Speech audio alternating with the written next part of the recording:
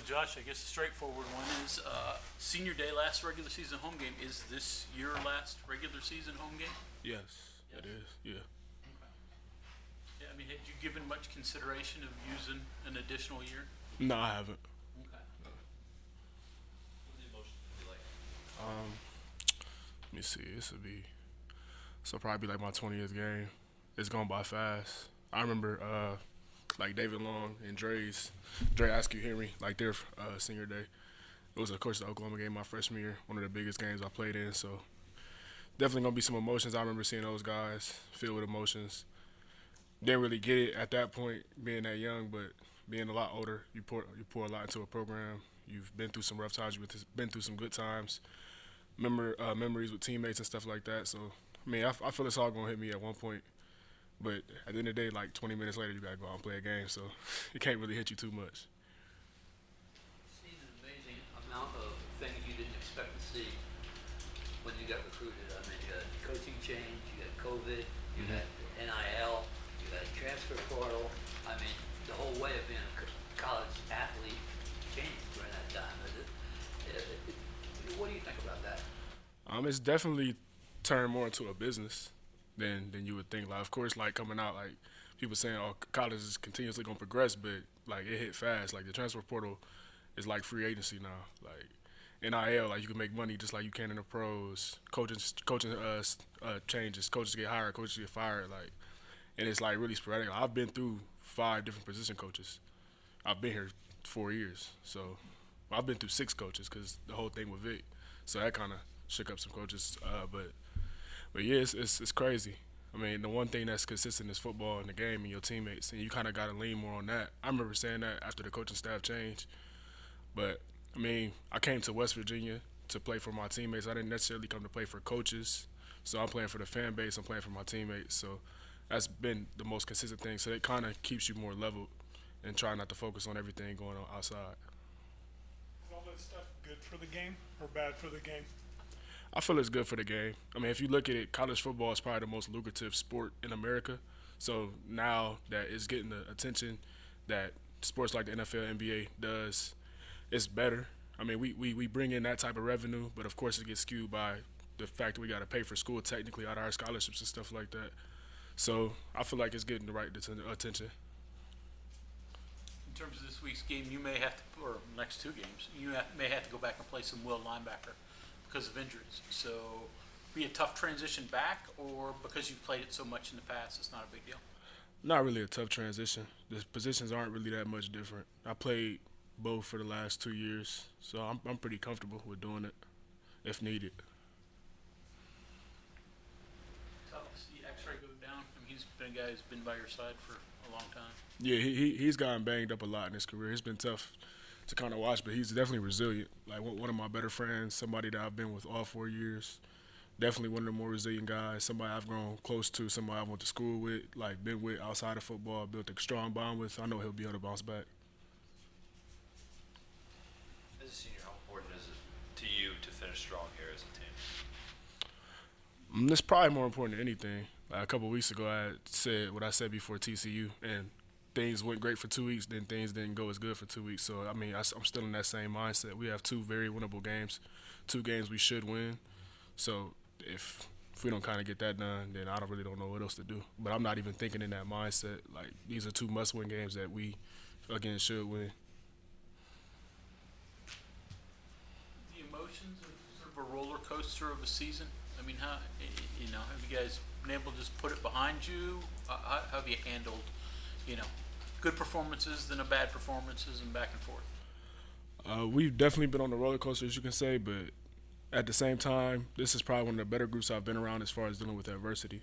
Like, we've been very high, we've been very low, but at the same time, we've always been able to kind of shake back and bounce back. Like, no matter really what happened, injuries, bad games, good games, it's kind of like just kind of brush it off and move to the next one. I assume, especially considering the position you play, pain becomes a part of your life. Yeah. I mean, pretty constant. And how do you forget about it, or or does it really, you just have to shake it, you have to go through it? I mean, it's a necessary evil. You kind of got to go through it.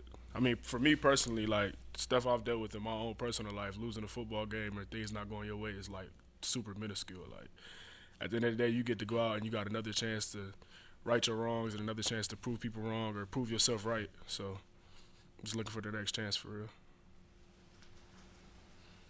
You've probably watched other seniors over the past years make this walk on senior day, though it didn't really happen last year. But did you think it ever happened to you? Did you think that was so far in the future that you didn't even think about it, or did you have thoughts of what's that going to be like for me? Definitely always thought about it. I was lucky enough to go through school a lot faster, so I graduated last year technically. So I'm in a master's program now. So like I just knew like the time was imminent. Like I went through school, flew by fast, so I know football was gonna fly by fast. Like you gotta think about it. The season is probably as long as spring workouts. So like you do spring workouts, summer workouts, you get a month-long break. You probably play 2 or 3 seasons within the off season. So like these 12, 13 weeks fly by real fast. You have a lot of family coming in? Will there be emotions? Is there a crier in the crowd? No, it probably won't be a crier, but definitely some emotions. Things have went great. I mean, honestly, I've enjoyed my time here in Morgantown. It's been phenomenal. My family's enjoyed their time, and that's really about it. It's just really taking in the full experience. With knowledge, like you said, that knowing it was imminent, did you try to throughout the season kind of take time of like, you know, soaking it in or at certain points, or no? Is it just kind of full steam ahead? Really just full steam ahead because I'm after an ultimate goal, personally and team-wise. So I'm not really I'll probably reflect on it in probably about a month or so on really what it was and what it meant to me. What are you getting your master's in? What are you getting your master's in? I'm getting my MBA, Okay. business administration. Josh, what's it been like playing behind Jordan the last couple weeks in the middle? You said what? What's it been like playing behind Jordan the last couple weeks in the middle? It's been great. Jordan has been like probably the strongest player in our program the last 2 or 3 years. So just finally seeing him progress as a player and being able to use his athletic ability and strength on the field has been great. Like when I say he's literally the strongest person, like you literally see it. Like you seen it in spring, you see it in the summer. You seen it earlier in his career, but before he really got confident and comfortable, and now you see it every week. Like he had 3 TFLs. And one play was just ridiculous. Like he stepped to the left of the center, got vertical, knocked off a puller, knocked off a sniffer, and grabbed a running back and just took him down. So he's been playing at this level for I want to say the last 3 or 4 games, especially since we've been altering our fronts, putting them on the field more. For you, the old middle linebackers, quarterback of the defense, one of those things. You guys are moving so many things around, even fronts, the personnel at linebacker is different, all the different packages. How challenging or fun is it kind of having to coordinate all that stuff, really from one snap to the next, not knowing who's going to be there, does that person know the position, and you're trying to make sure that everything is lined up right? It's definitely more fun than anything, but at the same time, you know, if you mess one thing up, you could possibly mess everything up. So you get the call, you get the check, you got to set the front, set the coverage. If you're moving too fast, you might set the wrong front to the wrong coverage, and now you got a hole. And now you got to all shoot, like, I got to overplay this because I know I messed up right here. But at the same time, like, when everything is working fine and you get in the groove, it's fun.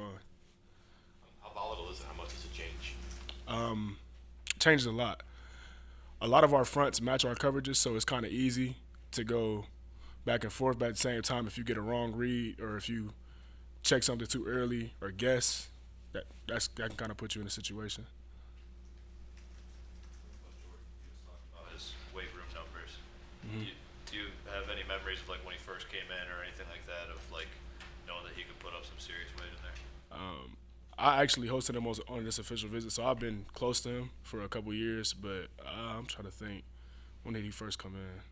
First came in 19. He could probably bench 360 his first day here. Like he was the strongest person on the team the first day he walked in, because him and his dad did powerlifting back in Florida. So like the strength has always been there. It's always been ridiculous. He can probably power clean 400. Just as explosive as some of the skill guys. We just did the jump test the other day. He tested top 10 in the jump test yesterday. Like with skill, backers, like everything. Like he's literally a couple points behind me in explosiveness. Like, and he's 300 pounds. So that's pretty like ridiculous. Like, and he could even do something like that. But just to see all that really come together and him being able to use that, have that confidence on the field is huge for him.